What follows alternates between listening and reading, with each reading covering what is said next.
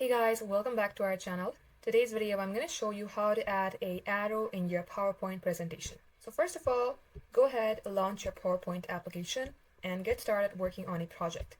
Now I have the slides right here. Let's go ahead and add an arrow to this. Now by default you will be landed onto homepage, but if you would like to add arrows, whether that be thick or thin, you're going to have to select insert. In here make sure that you have been also selecting shapes, and here you will see all the arrows and all the other shapes. Let's go ahead and use this one. Now as you click it, it will not appear on your screen, but you have to create it yourself. And likewise, as you can see, I have just created an arrow myself.